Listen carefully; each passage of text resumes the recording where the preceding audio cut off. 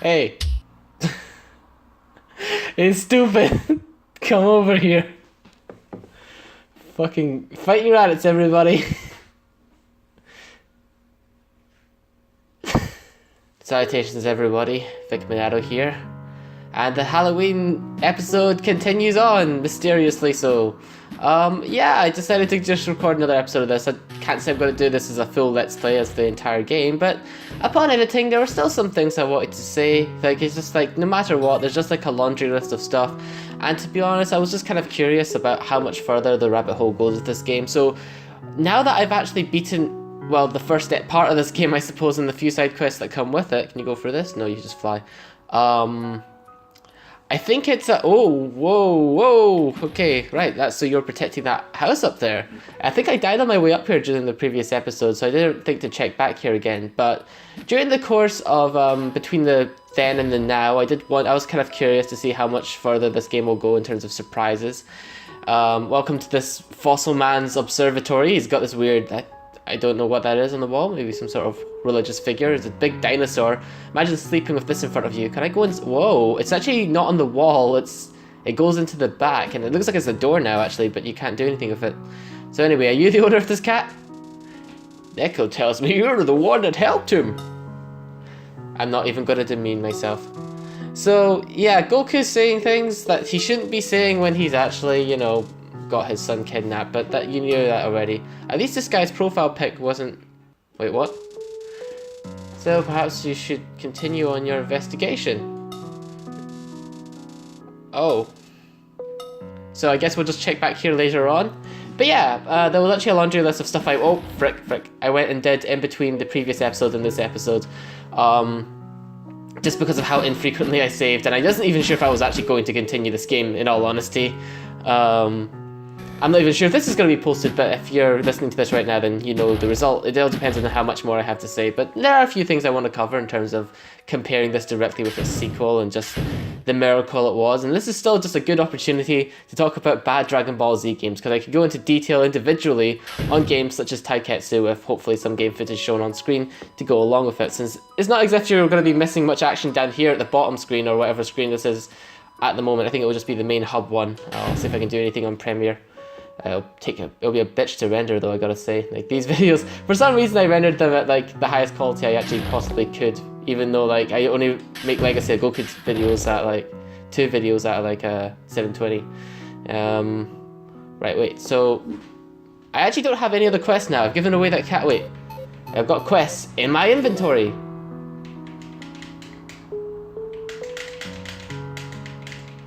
There doesn't seem to be anything here. I can't seem to...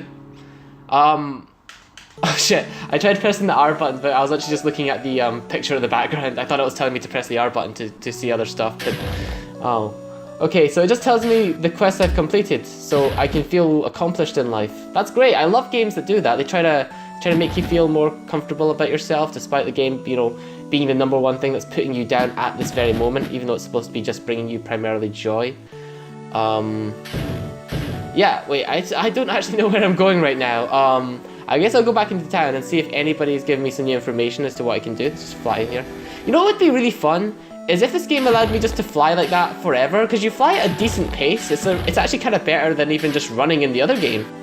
Imagine if you could just fly around in 3D over the landscape. You know, I'm sure there are other games that do that, and this could be a great game. And imagine if you could just like fly over and then shoot, and then you could press the punch button from the air and you drop down and do a dive bomb, you know, something like that. That'd be amazing. Yeah, this is a herb. Yeah, in between the previous episode and this episode, I learned that some of these obscure items actually are pick-upable, and I can't tell which is which, so you just have to kind of feel around for which ones you can't walk through. And sometimes those herbs are hidden under drums. I don't understand what the reason with this whole thing is. Someday, if you have kids, you'll understand my worries. I have a son. Although it's too early on in the series for people to realize I'm very bad at looking after him. But anyway, we are the old wise men in the forest. What, the North Star? Oh my god, this is like the game I was wanting. I was talking about that in one of my, like I said, Goku 2 episodes. I think this sort of game engine should be used to make a Fist of the North Star game, for sure. I'd love to see these splice exploding, and especially with how they mangled up in this game. What's this kid doing? What I can get for somebody. Okay, Goku, why are you getting involved in this? I'll help you out. It's not as if my son's been kidnapped right now, you know. He's probably dying. Okay, so we're gonna help this kid find a gift. Well, dare I say, could it possibly be the fucking flowers? Is that the reason why I've got to get the flowers? I didn't save since I got it, so I guess I'll go find out. See, that's the thing is that about this game, is I can't figure out what things I can actually fly through and what I can't. So during the previous playthrough, I tried to go to the northern parts of the island. We did all sorts of other stuff, right? We went and got some stones, we lined up a bridge. I'll have footage playing over right now. We lined up a bridge, we managed to get an old man across it. He gave us some... I don't actually remember, we didn't really get much reward for anything except just XP, so nothing that really led down to anything else. Let's just put it there anyway. Well, look, thanks for the stepping stones, boy. Should I got here in the first place? That's a good question. But try not to get stuck again, okay? Goku is doing all sorts of mundane and terrible things, and herbs are shittier than senzu beans. Oh man, my speed increases. Does that mean... I can't really tell. Am I walking faster? I can't tell. So we helped him with that. We got the egg back for the dinosaur. Then she's incredibly hostile towards us for some reason. We found Tien and Chaozu, and talking to both of them allowed us to get some XP. And apart from that, we killed a cat, and it was right underneath Tien, and it looked kind of funny. But apart from that, that's pretty much everything that we did in the previous episode. I couldn't find the cat's owner, and I found this pathway just at the start of this episode, so I didn't have to worry too much about wasting too much time at the start of this. This dinosaur does so much damage, I need to get away from him. And just like, yeah, there we go. Luckily, I've also leveled up to level 8 since last time. I think I ended it at level 6 or 7. So that's one level difference, and yeah, I know you can fly there. Let's go get the... Oh, fuck. Right, well, I'm gonna need to walk all the way in a roundabout pattern just to go get the flight fucking medallions. And do you realize at this point how stupid and pointless the flight medallion is? It's really weird in ways that the game, they couldn't have been more opposite with the sequel. In that, like, design choices that are bad here make sense in the next game and are kind of implemented properly. Like, the other game has lots of little mini small maps, and now you know why, because in this game they just have really large big maps that you kind of get lost in. In the next game, you can get a Skeletor and a map to try and, you know, at least quite early on, to know where you are in a large area, and even before you get the Skeletor, you can check a town map to see the entire layout of the place. But even then, it's not that hard to memorize the kind of the geometry and the kind of geography of Legacy of Goku 2's world. In this game, we have a plethora of different altitudes and heights with the cliffs, some things that you can fly through, some things you can't fly through. I swear to God, there was a previous section that I cut out of this where I got stuck, and I had to keep on waiting for the flight medallion to try and get it to respawn, and it respawns in an inconsistent way, so I could try and repeatedly try and get out, but I would always waste my turns, and it would teleport me back to where I was, so it wasn't a really good time. They have none of that in the next game, and you can run even though it's small areas. In this game it's large areas, so you have more time to think about why the hell you're moving so slowly. Anyway, here's your flowers, boy. Yeah, so his favourite colour. Well, we got all the colours of the rainbow, so we got 400 XP. And then, now what? Do you just... I've still got 4 flowers left, apparently. Has anybody got any more quests for me? She's already been given the flowers, I guess. Good luck to you. Good luck to you guys too. I'm glad you're not in the show, because you would have been very blunt. Anyway, at least it respawns the herbs, and once you know the herbs are the thing that gives you, like, life, surviving in this game starts to become a lot more manageable, I gotta say. Not that this is any good, to be honest. I mean, like, I still find grinding a chore, and at the end of the day, what I'm doing is fetch quests. Now, granted... girls, please. What? Okay. Anyway, yeah, in the other game, they have all sorts of, like, little mini fetch quests too. I went to go get an open face club sandwich from Hercule, you know? And that was kind of boring, but, at the same time, what I was doing to do it was I was going out into the woods, I was punching some wolves and stuff, you know, it was fun, we had a good time. We just went and mixed in some goofy questing in there, you know, with the serious story that actually does take place in the game, which is presented through much nicer cutscenes. You know, this game has no cutscenes whatsoever, everything's presented by text box, really bland text boxes, by the way. The next game has improvements to pretty much everything on all fronts there. And it's like they were planning on making the next game better, like from the very start, because they've got the Yamcha that they use in the next game already here, and this is the haircut he had during the Android saga, so it's like, yeah, we're just gonna rush out this game, and then we'll really try hard in the sequel. That's what it's kind of coming across to me, like, I even remember some of those scrolls and shit in the background in the second game, and they're uninteractable, they don't die or anything. I think when I go back and play the Legacy of Goku 2, I'm gonna try and shoot the squirrels and see if they actually do die, because I think they were just made into just regular obstacles, just like in the background, because that's exactly how it's supposed to be. Now that I've done the quest for everybody else, will the old man give me something now? Because I've got nothing else to do at the moment. I've saved the cat, I've saved the girl, I gave the flowers, I did the fucking everything, but saved my own son. So it just goes to show what Goku's priorities are at the moment. And he's just so happy-go-lucky about everything. It really, like, it gives you the opposite impression. Like, with the next game, you get the impression that they actually watched the show. But in, the mouth. Goku, I almost forgot about your reward. I shall teach you the technique of the solar flare. Because this is how Goku learns solar flare. He learns it from a random old man who owns a cat called Neko. This time, continue creating your legacy. Anyway, sorry, so pressing L button changes between solar flare and the blast. And both icons look shitty, to be honest. Now it's just a circle. What? So this is the solar flare. Can you charge it? There seems to be like a cool-off timer. I gotta try that on enemy. To be honest, like, the side effect sounds terrible. There's finally Piccolo. We're actually getting some progress. I'm actually getting rather excited. Holy shit. I've got to talk to you in the end. One second, I'm gonna kill some squirrels first. Oh, what? Everybody's just hanging around. Like, there's just Raditz and there's Piccolo just like, nah. I could go talk to him, I could let him know I'm here, but you know what, I'm just not gonna bother. I'm just not gonna bother too. I'm just gonna have a look around here and see what there is. Like, I can't pick up that. It looks like a little mini Christmas tree, to be honest. Imagine if Goku arrived at the scene. I can't walk behind this damn tree. This is... Okay, these are some healing items for if you're having trouble with Raditz, I guess. And I guess what makes this more funny for me personally is, I've already put music over this in editing, but I obviously can't hear shit because I've just turned off the music now. And I'm not playing anything over, I'm just wearing headphones. I can't possibly carry any more herbs. Okay, fine. You have a limited item supply. I can't go through that surface. That's terrible.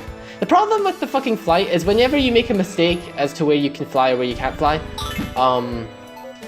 you're not able to just kind of undo the entire movement altogether. You have to find and readjust a spot where you can re-land safely. You can just cancel the whole thing and just maybe even just take the damage, because that would maybe be better. Can I fly up there? No.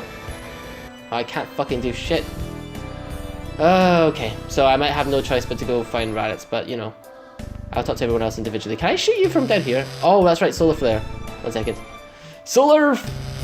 It does nothing to the squirrels. Well, I don't really know what I was expecting it to do, to be honest, because it's not like they were going to attack me either way, or have any other sort of movement besides just skittering around pointlessly. They're already kind of acting like blind animals. Can I just go get my son? I could just go talk to my son. Let's do that. Help me, Daddy. Yeah, why don't I help you?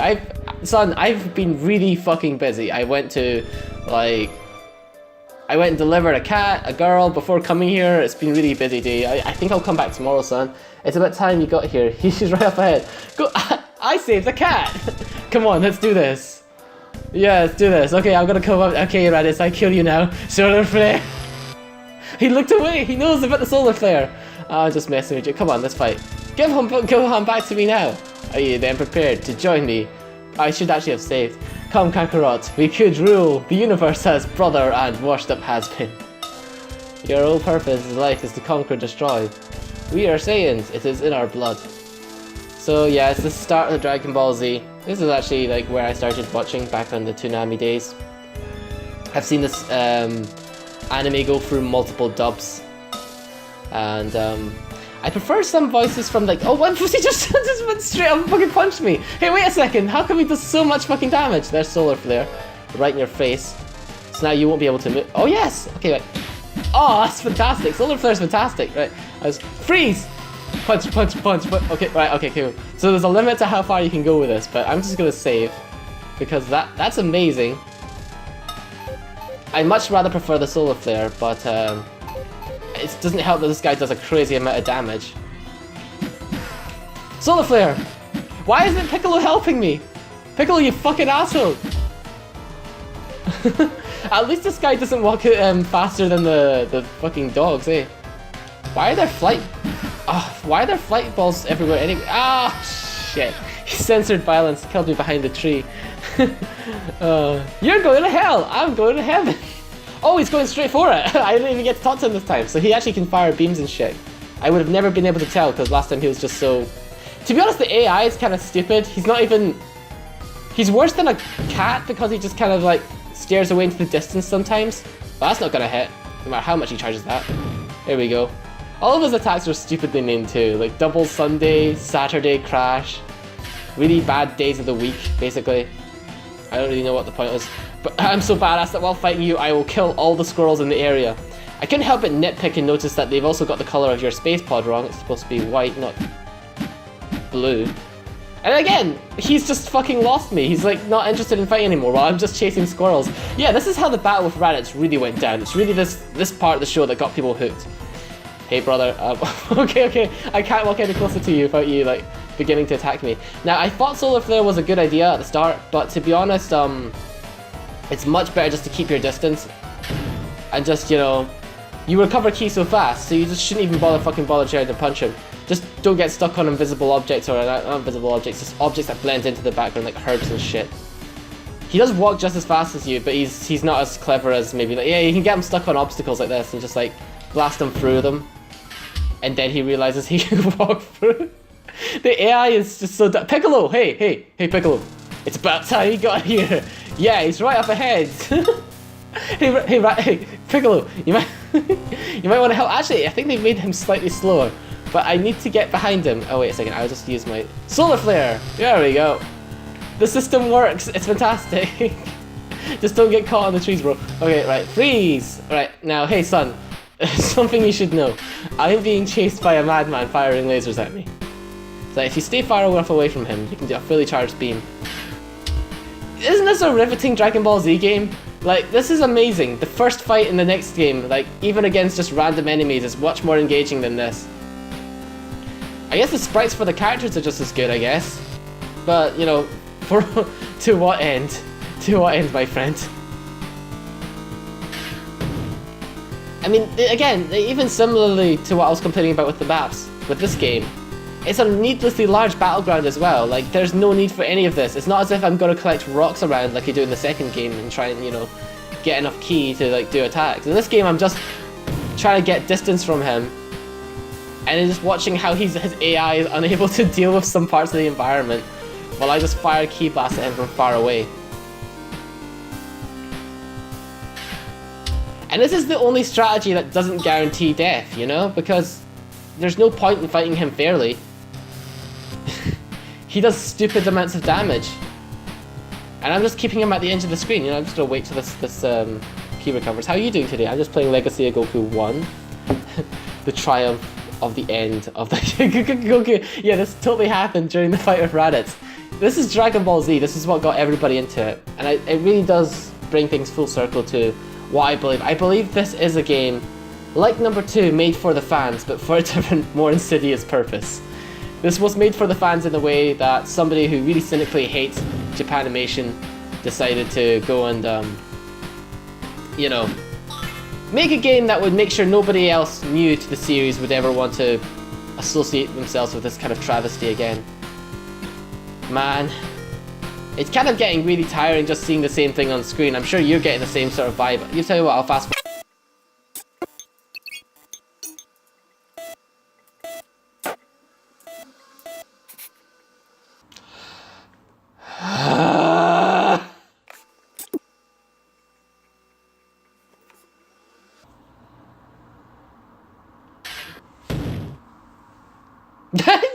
He just ran away from me. He doesn't want anything to do with me anymore. So, Raditz at this point is pretty much like the Black Gravios, in that he kind of just makes you lose, not because he's tough, but because you get really bored. Yes! Oh, sweet! I didn't actually expect. Oh yeah, there's actually some animation going on here. I'm actually really impressed that wasn't just a text box. Now, what's the special beam cannon gonna look like? By the way, they've got Piccolo holding his hands as if he's about to fire a Kamehameha. You know, they could even they used the exact same sprite animation for Goku firing a ki blast in this, which is also shameful because that's not the special being canon. No matter how you look at it, he doesn't even use 2 hands for that shit. But okay. Oh, well, at least they go and put the clips from the anime in there. I mean, he's all the way over there, but he's next to my body at the same time. So close yet so far, and his profile looks so happy to see me. He's like, well, it's kind of like that troll happy face thing that they put on the internet. It's the exact same sort of expression as well. Get up, daddy, you're fine. And Goku doesn't look, he just looks kind of confused that he's dying at the same time. I also have to mention that it's really weird that for some profile shots, it's like a close-up of their face, and those ones generally look better. And then for other ones, like other NPCs, or even just Gohan, it's like the profile picture is taken like really far away, and they just kind of cut it out in the background. It's like it wasn't actually a photo of them, they were just in the background, and they photoshopped it out. So, wow! Surprisingly detailed King Yama! Welcome to the afterlife, where's my fucking halo? Nah. It is kind of like the 4Kids one, where except it's not even like a light ball, it just looks like I'm still alive. So yeah, King Yama's actually from Hinduism and Buddhism, I believe, right? Or something. He's supposed to be like the king of hell. I may be incorrect about the Buddhism part, but I think it's part of Hinduism. But sacrifice you made, Goku. So because we did a good deed, we managed to not go to hell, basically.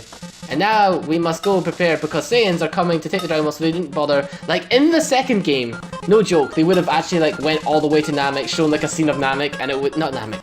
Whatever planet Vegeta and Natural Saiyans are actually on before they come to Earth, and it would just like the cutscene would be atmospheric. You'd see Nappa and Goku go Vegeta get inside a capsule. King Yama's just really high while this is all happening, by the way. What is his name? And you would see them get into a pod, they'd go flying towards us, you know. And then it would go back to this, you know. It would be a really nice setup instead of just being told it all by dialogue. And no! It's Snake Way! So for Goku to go and do training, he must go across... What? The side of the fucking... The side of the fucking bridge hurts me. But it's not like I can go fast anyway. Like, it's not like I can go faster than this. So, it's not really much of an obstacle. It's just like a punishment for not paying enough attention. This is a game, everybody! Like, touching the wall of this is the damage. And the damage sounds stupid as well. It's like his voice trailing off, so it's kind of like I fell down, but I didn't fall down. Can I use flight to skip parts of the bridge? Yes, you can. But then if you do that, you won't see how it all joins up. So if I go like to the left here, that's actually a shortcut. You just gotta use flight to actually speed up the entire process. But I can't believe it. I was actually thinking in episode 1, there's no way it'd be this bad. And oh, there's Princess Snake. She's just wandering around. She doesn't have a castle or anything. She's just kind of hitchhiking here. Why, hello there! Handsome stranger on Snake Way. She's gonna chase me across the bridge. Perhaps there's a dance with me. This doesn't happen. Why don't I eat you? What? Is she fighting me now? Yeah, she's fighting me now. Okay, so... Well, wait, can I just... Yeah. Can I just shoot you from the other side of the bridge? That would be fucking cool. I'm just gonna... Wait. Right. Now what you gonna do? I'm gonna switch this. And just... Stay still! Stop it! There we go. So, I don't know if she's mandatory or not. I'm gonna kill her anyway, obviously, because, you know, I'm merciless. Do I actually get to take my items into the afterlife? I got my flowers with me, too. Fantastic, you know, because you never know when you might need flowers. I wonder if that's actually something you'll actually ever need, though. Man, the AI in this. They have way too much complex geometry for them to actually take whatever has to happen in this. I think that might be some of the beauty of the next game, is that they knew the limits. Like, don't get me wrong, they made it better in almost every conceivable way, as I mentioned, for the sequel of this game. But at the same time, they didn't try to overreach, you know? They didn't bother making like a... There we go, she almost gave as much XP as Raditz. And there's her corpse there. Oh, I love how she's just kind of hanging off the edge. And, you know, that's the edge that hurts me. So she's constantly going, ah! Oh no, am I gonna fall off and meet Gaz and Mez?